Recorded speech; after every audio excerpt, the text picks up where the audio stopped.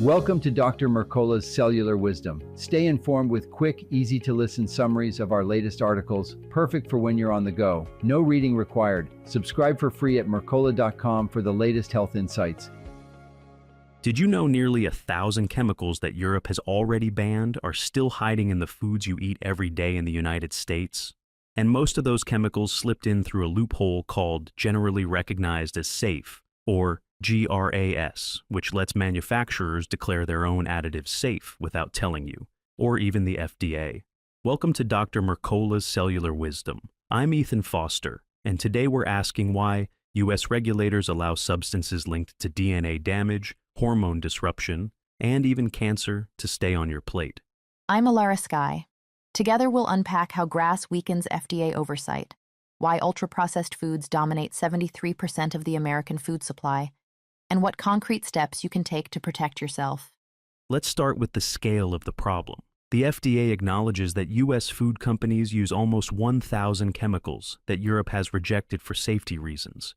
Many of those chemicals never faced an FDA review at all. Under GRAS, companies can introduce additives, keep the safety data private, and conceal the ingredient behind vague label terms like natural flavors, artificial flavors, or spices. In practice, that means you may be biting into substances you'd never knowingly choose. Yet there's no requirement for disclosure, no mandatory FDA approval, and no public database to track what you're eating. Consider titanium dioxide. The European Union banned it in 2021 because of DNA-damaging concerns, but you'll still find it brightening candies and processed snacks across U.S. shelves. Or potassium bromate, used to make bread dough rise higher.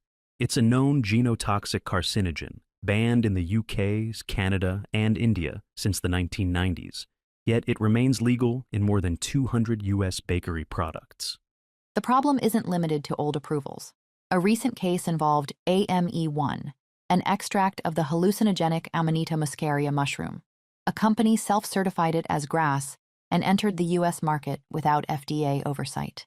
The FDA backtracked only after reports linked a related product, diamond shrooms, chocolate bars, and gummies, to seizures, loss of consciousness, 30 hospitalizations, and 1 death.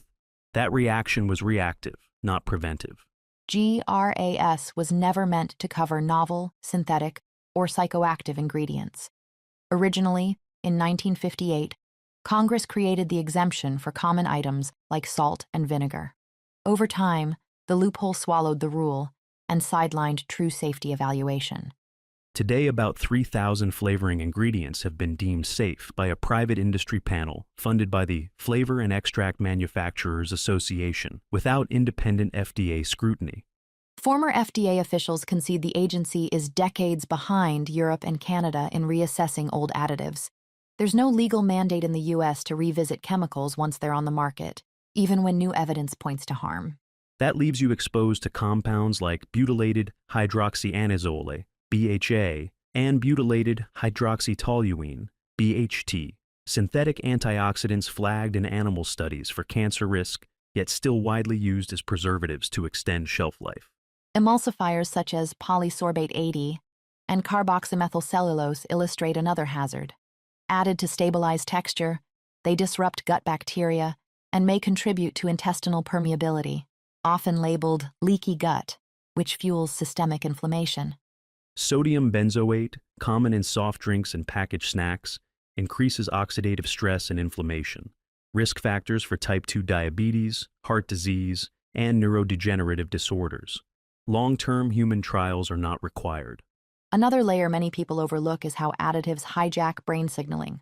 Certain flavor enhancers intensify dopamine release, rewiring reward pathways so you crave that same manufactured taste loop again and again. That engineered craving is profitable for companies, but costly for you.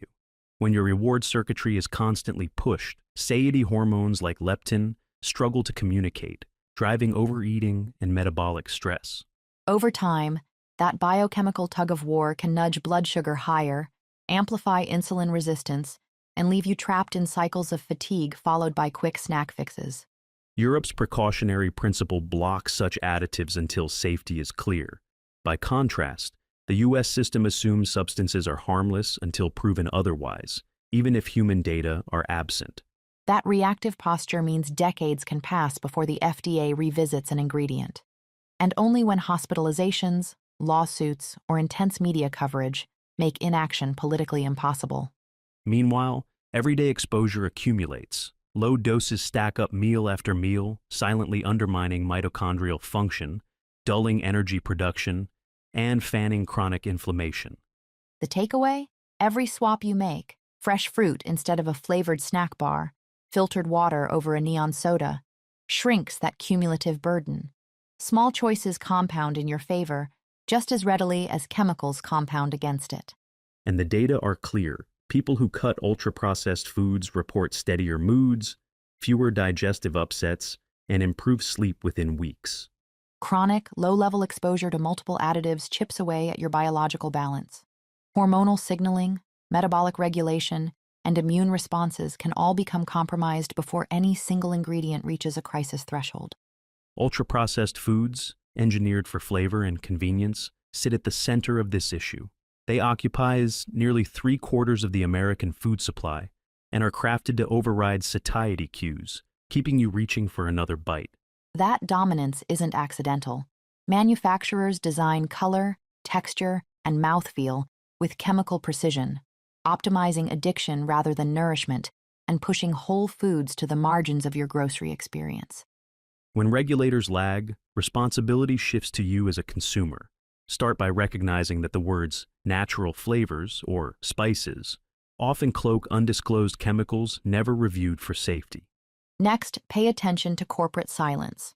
When large brands refuse to list hidden additives, see it as a warning sign. Opt for local producers or single-ingredient foods whose labels you can read in one breath. Use the European Union as your personal filter. If a substance like titanium dioxide or potassium bromate would get a product pulled overseas, it doesn't belong in your cart here. Keep a finger on the pulse of recalls. Resources such as the Environmental Working Group's Food Scores database can alert you to emerging risks, especially crucial if you're feeding children. These steps aren't about fear, they're about informed choice. By shifting toward whole, recognizable foods, you remove unknown variables and lower inflammatory triggers linked to untested additives. Your gut, metabolism, and immune system all respond swiftly when you reduce chemical burden. Many people notice steadier energy, improved digestion, and clearer thinking within weeks of eliminating ultra-processed items. So here's your challenge. This week, audit every package item in your kitchen. If any ingredient list includes natural flavors, spices, titanium dioxide, or potassium bromate, choose not to eat it. Replace it with a single ingredient alternative you trust. Thank you for watching Dr. Mercola's Cellular Wisdom. We'll see you on the next episode.